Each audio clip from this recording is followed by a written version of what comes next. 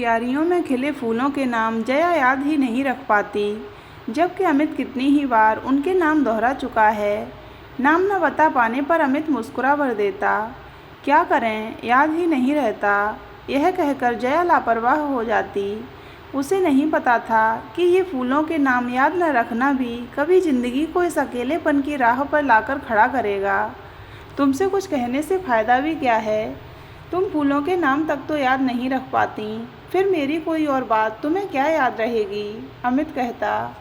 छोटी छोटी बातों पर दोनों में झगड़ा होने लगा था। एक दूसरे को ताने सुनाने का कोई भी मौका भी नहीं छोड़ते थे और फिर नाराज़ होकर एक दूसरे से बोलना ही बंद कर देते।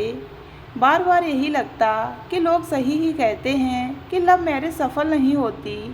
फिर दोनों एक दूसरे पर आरोप लगाने लगते।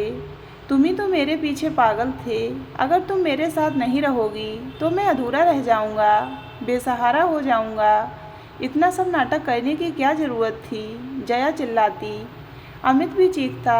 बिना सहारे की ज़िंदगी तो मेरी ही थी, और जो तुम कहती थी कि मुझे सहारा दिए रहना, वह क्या था? नाटक मैं कर रहा था या तुम? एक और मुझे मिलने से मना करती और दूसरी तरफ अगर मुझे 15 मिनट की भी देरी हो जाती तो परेशान हो जाती। मैं पागल था तो तुम समझदार बनकर अलग हो जाती। जया खामोश ही रहती। जो कुछ अमित ने कहा था वह सही ही था, फिर भी उस पर गुस्सा भी आता। क्या अमित उसके पीछे दीवाना नहीं था? रोज़ सही वक्त पर आना, साथ में फूल लाना और कभी कभी उसका पसंदीदा उपहार लाना, और भी न जाने क्या क्या। लेकिन आज दोनों एक दूसरे पर आरोप प्रत्यारोप लगा रहे हैं, दोषारोपण कर रहे हैं। कभी कभी तो दोनों बिना खाए पिए ही सो जाते हैं, मगर इतनी किचकिच के बाद नींद किसे आ सकती है? रात का सन्नाटा और अंधेरा पिछली बातों की पूरी फिल्म दिखाने लगता। जया सोचती, अमित कितना बदल गया है। आज सारा दोष मेरा हो गया, जैसे मैं ही उसे फंसाने के चक्कर में थी। अब मेरी हर बात बुरी लगती है। उसका स्वाभिमान है तो मेरा भी है। वह मर्द है तो चाहे जो करता रहे, और मैं औरत हूँ तो हमेशा मैं ही दबती रहूँ। अमित, आज की औरतें वैसी नहीं होती कि जो नाच नचाओगे नाचती रहेंगी। अब तो जैसा दोगे वैसा पाओगे। उधर अमित सोचता, क्या होता जा रहा है जया को? चलो मान लिया मैं ही उसके पीछे पड़ा था, लेकिन इसका यह मतलब तो नहीं कि वह हर बात में अपनी धौंस दिखाती रहे। मेरा भी कुछ स्वाभिमान है। फिर भी दोनों कोई रास्ता नहीं निकाल पाते। आधी रात से भी ज़्यादा बीतने तक जागते रहते हैं। पिछली और वर्तमान ज़िंदगी की तुलना करते हुए मन बुझता ही जाता और चारों ओर अंधेरा हो जाता। फिर रंग बिरंगी रेखाएं आने जाने लगती हैं। फिर कुछ अस्पष्ट सी ध्वनियाँ, अस्पष्ट से चेहरे, शायद सपने आने लगे थे। उसमें भी पुराना जीवन ही घूम फिर कर दिखता है। वही जीवन जिसमें चारों ओर प्यार ही प्यार था। मीठी बातें थीं, रूठना मनाना था, ताने उलाहने थे, लेकिन आज की तरह नहीं। आज तो लगता है जैसे दोनों एक दूसरे के दुश्मन हैं। फिर नींद टूट जाती और भोर गए तक नहीं आती। सुबह जया की आंखें खुलती तो सिरहाने तकिए पर एक अधखिला गुलाब रखा होता। शादी के बाद से ही यह सिलसिला चला आ रहा था। आज भी अमित अपना यह उपहार देना नहीं भूला। जया फूल को चूम कर सोचती, कितना प्यारा है। अमित ने तकिए पर देखा, फूल नहीं था। वह समझ गया जया ने अपने जूड़े में लगा लिया होगा। उसके दिए फूल की बहुत हिफाजत करती है ना। तभी जया चाय की ट्रे लिए आ गई। उसके चेहरे पर कोई तनाव नहीं था, सब कुछ सामान्य लग रहा था। अमित भी सहज होकर मुस्कुराया है। जया के केसों में फूल बहुत प्यारा लग रहा था। अमित चाहता था कि उसे धीरे से सहला दे, फिर रुक गया, कहीं जया नाराज़ न हो जाए।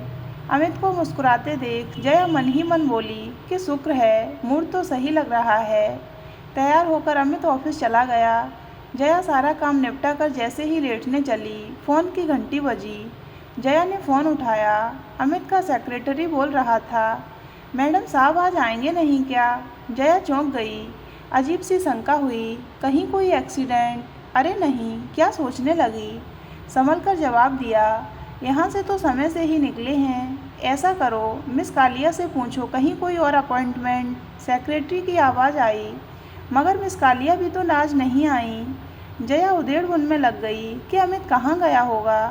सेक्रेटरी बीच बीच में सूचित करता रहा कि साहब अभी तक नहीं आए, मिस कालिया भी नहीं।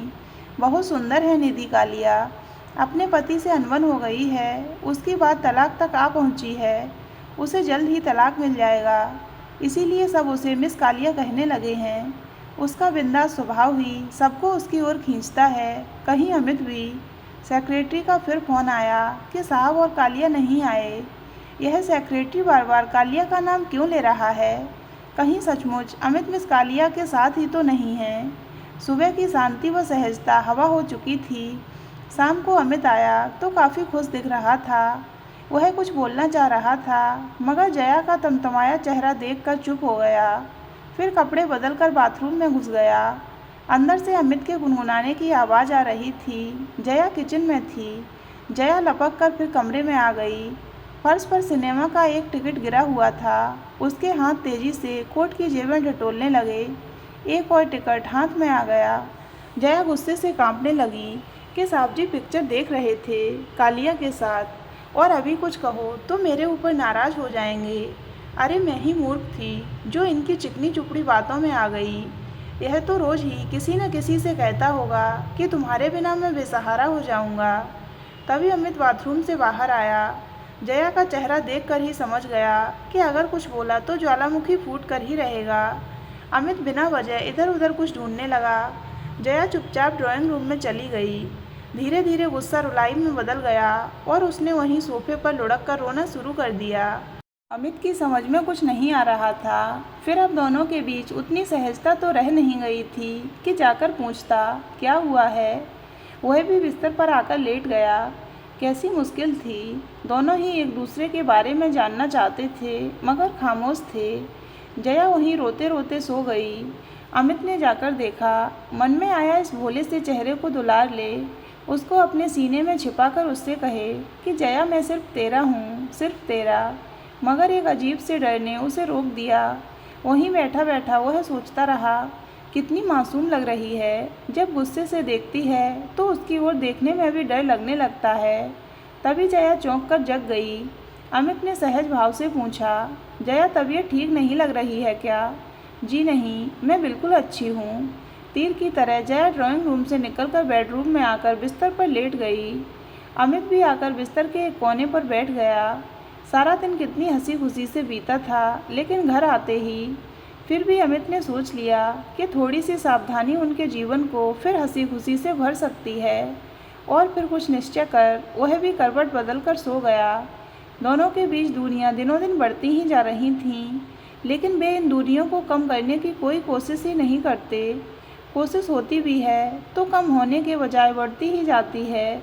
यह नाराज़ होकर अबोला कर लेना संबंधों के लिए कितना घातक होता है। अबोला की जगह एक दूसरे से खुलकर बात कर लेना ही सही होता है, लेकिन ऐसा कहाँ हो पाता है।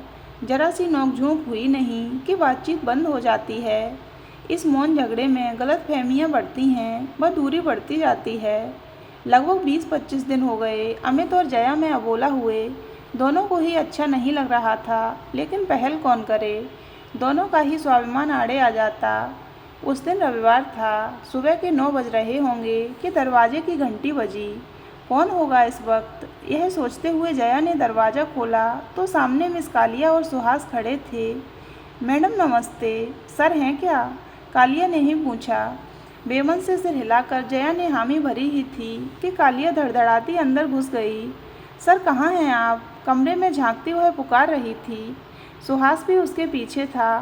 तभी अमित ने बालकनी से आवाज़ दी, हाँ मैं यहाँ हूँ, यहीं आ जाओ। जया जरा सबके लिए चाय बना देना। नाक चढ़ाती जया चाय बनाने किचन में चली गई।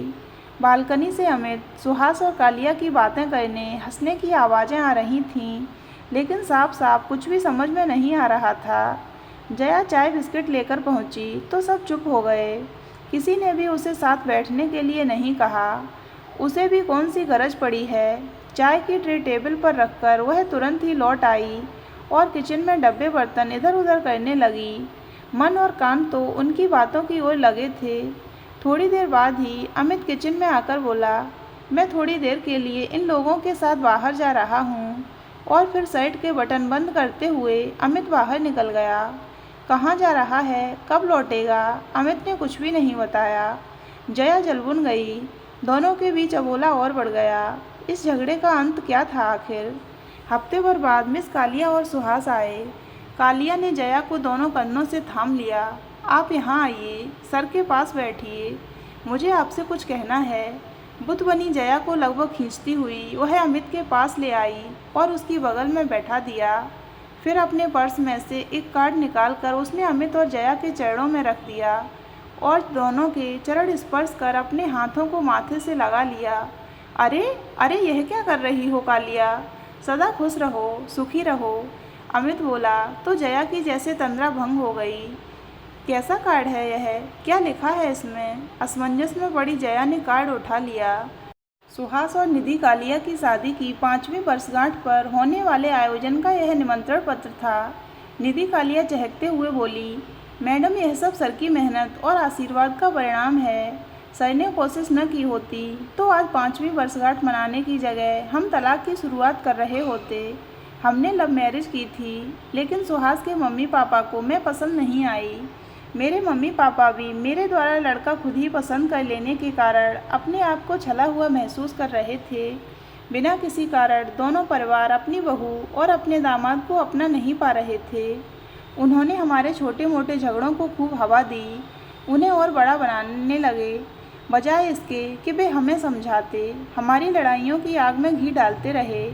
छोटे छोटे झगड़े बढ़ते बढ़ते तलाक तक आ पहुँचे थे। सर को जब मालूम हुआ तो उन्होंने एड़ी चोटी का जोर लगा दिया ताकि हमारी शादी न टूटे।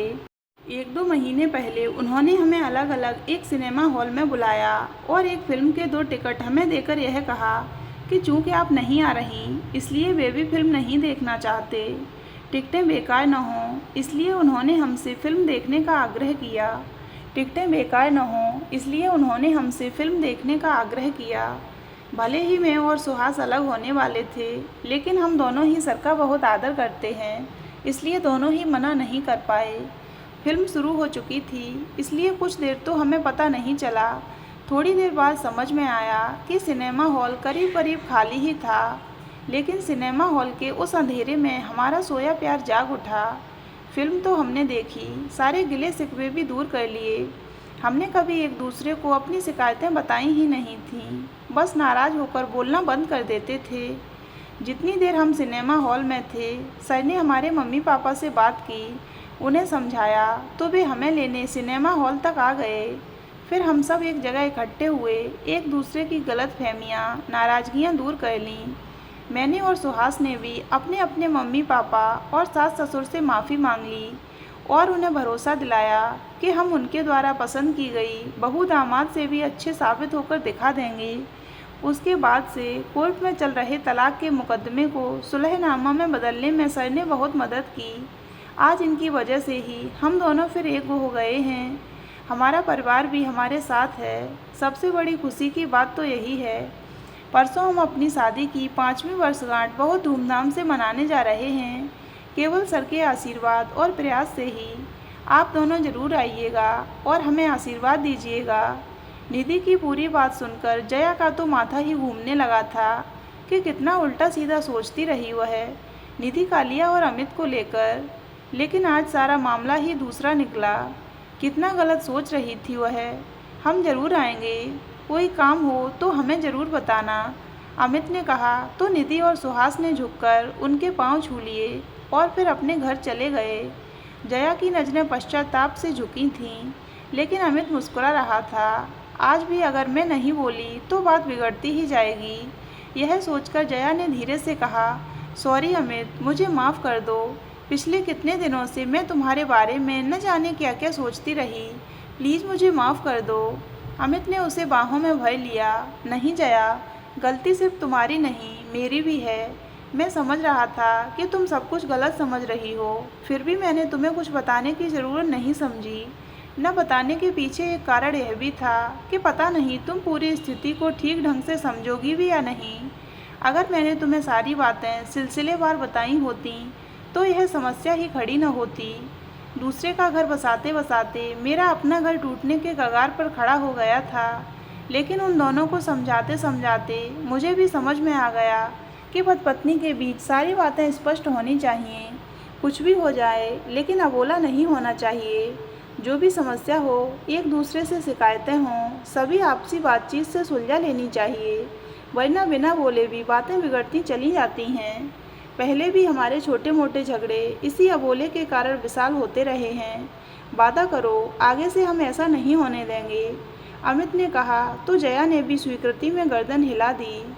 तो दोस्तों, अगर आपको ये कहानी अच्छी लगी हो तो वीडियो को लाइक करें और हमारे चैनल को सब्सक्राइब अवश्य करें।